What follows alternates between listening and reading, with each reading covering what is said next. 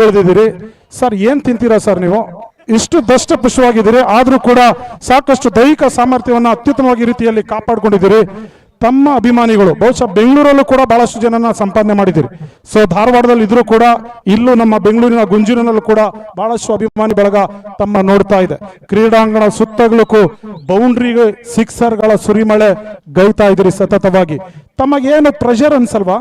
ಯಾಕಂದ್ರೆ ಈ ರೀತಿಯ ಒಂದು ಈ ಫೈನಲ್ ಸೆಮಿಫೈನಲ್ ಪಂದ್ಯಾಟದಲ್ಲಿ ಆಡುವಂಥದ್ದು ಪ್ರೆಷರ್ ಅನ್ಸಲ್ವಾ ಅಂತ? ಏನು ಸರ್ ಪ್ರೆಷರ್ ಅನ್ನೋಕ್ಕೆ ಸ್ಟಾರ್ಟಿಂಗ್ ನನಗೆ 4 ಓವರ್ ಸ್ಟ್ರೈಕ್ ಸಿಗಲಿಲ್ಲ, ಅಲ್ಲಿ ಒಂಚೂರು ಸ್ವಲ್ಪ ತೊಂದರೆ ಆಯಿತು. ಆಮೇಲೆ ರಾಜಣ್ಣ ಬಂದು ಒಳ್ಳೆ ಸ್ಟಾರ್ಟ್ ಕೊಟ್ಟು ಒಂಚೂರು ಸ್ಕೋರ್ ಆಯಿತು. ಅಲ್ಲಿ 4 ಓವರಿಗೆ 30-32 ರನ್ ಆಯ್ತಲ್ಲ. ಆಮೇಲೆ ಸ್ಟಾರ್ಟ್ ಸಿಗಲಾರ್ದಕ್ಕೆ ನನಗೆ ಮತ್ತೆ ಲಾಸ್ಟಿಗೆ ಆ 2 ಓವರ್ ನಾವು ಹೊಡಿಲೇಬೇಕು. ಆ 2 ಓವರ್ ಹೊಡೆದ್ರೆ ನಮ್ಮ ಸ್ಕೋರ್ ಮೇಲೆ ಹೋಗುತ್ತಲ್ಲ, ನಾವು ವಿನ್ ಆಗೋ ಚಾನ್ಸಸ್ ಜಾಸ್ತಿ ಇದೆ. ಹಾಗಾಗಿ ಮಿಥುನನ್ನು ಕೂಡ ಒಳ್ಳೆ ಸಪೋರ್ಟ್ ಮಾಡಿದ್ರು, ಒಂದು ರನ್ ಬಿಟ್ಟು ಕೊಟ್ಟು ನನಗೆ. ಅವ್ರು ವಿಕೆಟ್ ಆದಮೇಲೆ ನಾನಾದ್ಮೇಲೆ 2 ಸಿಕ್ಸ್ ಹೊಡೆದ್ನಲ್ಲ, ಅಲ್ಲಿ ಸ್ಕೋರ್ ನಮ್ದು ಏರ್ತಾ ಇತ್ತು ಸರ್. ಆಮೇಲೆ ಜಂಕ್ಷನ್ ಅವರ 5 ಓವರ್ನಲ್ಲಿ ಕೇವಲ 30 ಓಟವನ್ನು ಮಾತ್ರ ದಾಖಲಿಸಿತು ತಮ್ಮ ತಂಡ. ಕೇವಲ 18 ಚೆಂಡು ಮಾತ್ರ ಬಾಕಿ ಇತ್ತು. ಸೊ 54 ಓಟ ದಾಖಲಿಸುವುದು ಅಷ್ಟು ಸುಲಭದಂತ ಮಾತಲ್ಲ. ಕೇವಲ ನಿಮ್ಮ ಒಂದು ಸಮಯೋಚಿತ ಆಟದಿಂದ ಇಷ್ಟು ಬೃಹತ್ ಮೊತ್ತವನ್ನು ದಾಖಲಿಸಿದೆ.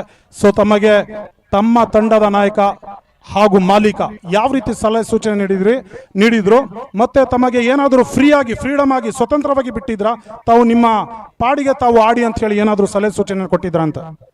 ಹಂಗೇನಿಲ್ಲ ಸರ್, ಏನು ಪ್ರೆಷರ್ ಏನು ಹಾಕಿಲ್ಲ ಅವರು. ನಮಗೆ ಇಷ್ಟು 8 ಮ್ಯಾಚ್ ಆಡಿದ್ದೀವಿ, 9ನೇ ಮ್ಯಾಚ್ ಇದು. ಅವರು ಯಾವುದೇ ಥರ ಪ್ರೆಷರ್ ಏನು ಹಾಕಿಲ್ಲ, ಬಿಂದಾಸ್ ಆಗಾಡಿ ಶಿವಣ್ಣ ನಿಮ್ಮ ಬ್ಯಾಟ್ಲಿ ರನ್ ಬಂದರೆ ಕೂಡ ನಾವು ಮ್ಯಾಚ್ ಗೆಲ್ಲೋ ಚಾನ್ಸಸ್ ಭಾಳ ಇದೆ, ನೀವು ಆರಾಮಾಗಿ ಆಡಿದ್ರೆ ಸಾಕು, ನಾವು ಗೆಲ್ತೇವೆ ಅಂತ ಹೇಳಿದ್ರು ಅಷ್ಟೇ ಸರ್. ಆಮೇಲೆ ತಾವು ಕರ್ನಾಟಕ ರಾಜ್ಯಾದ್ಯಂತ ಸಾಕಷ್ಟು ಹೆಸರನ್ನ ಮಾಡಿದ್ರಿ, ತಮ್ಮ ಧಾರವಾಡದ ಹೆಸರನ್ನ ಇಡೀ ದೇಶಕ್ಕೆ ಚಿರಪರಿಚಯಿಸಿದ್ರಿ. ಹಾರ್ಡ್ ಬಾಲ್ ಆಡುವ ಮುಖ್ಯವಾಗಿ ತಾವು ಹಾರ್ಡ್ ಬಾಲ್ ಸ್ಪೆಷಲಿಸ್ಟ್ ಎಂದೇ ಖ್ಯಾತಿಯಾಗಿದ್ದೀರಿ. ಬಹಳಷ್ಟು ಜಿಲ್ಲೆಗಳಲ್ಲಿ ಸಂಚರಿಸಿದಿರಿ. ಈ ಒಂದು ನಮ್ಮ ಬೆಂಗಳೂರು ನಗರದಲ್ಲಿ ವಿಶೇಷವಾಗಿ ನಮ್ಮ ಪವನ್ ರೆಡ್ಡಿ ಹಾಗೂ ಮುರಳಿ ISPL ಆಟಗಾರ ಹಾಗೂ ಅವರ ಜೊತೆ ಆಟಗಾರರು ಬಹಳಷ್ಟು ವ್ಯವಸ್ಥಿತವಾಗಿ Karnataka hard ball premier league ಅನ್ನ ವ್ಯವಸ್ಥಿತವಾಗಿ ನಡೆಸಿಕೊಡ್ತಾ ಇದ್ದಾರೆ.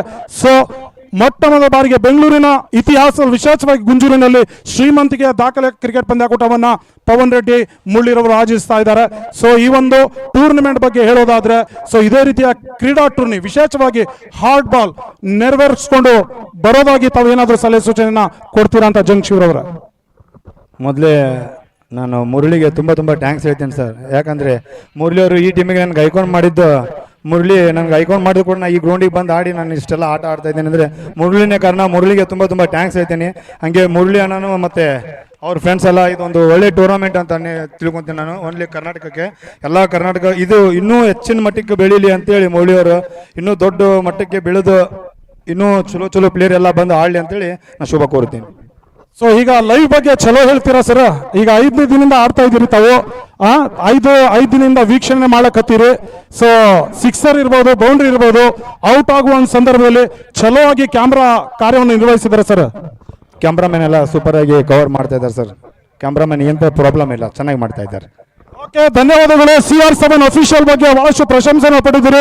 ತಮಗೆ ಅನಂತನದ ಧನ್ಯವಾದವನ್ನು ಸಮರ್ಪಿಸುವ ತಮ್ಮ ತಂಡಕ್ಕೆ ಫೈನಲ್ ಪಂದ್ಯಾಟದಲ್ಲಿ ಶುಭವಾಗಲಿ ಅಂತ ಶುಭ ಹಾರೈಕೆ ನುಡಿತಾ ಅಲ್ಲಿ ದಯವಿಟ್ಟು ಮ್ಯಾನ್ ಆಫ್ ದಿ ಮ್ಯಾಚ್ ಪ್ರಶಸ್ತಿಯನ್ನ ಕೊಡಬೇಕಾಗಿ ಕೇಳಿಕೊಳ್ತಾ ಇದ್ದೇವೆ.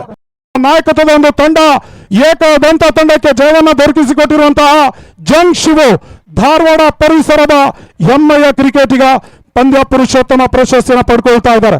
ಧನ್ಯವಾದ ಜಂಗ್ ಶಿವರವರ. ಇದೇ ರೀತಿಯ ಒಂದು ಪಂದ್ಯಾಟನ ಫೈನಲ್ ಪಂದ್ಯಾಟದಲ್ಲಿ ಆಡಲಿ ಅಂತ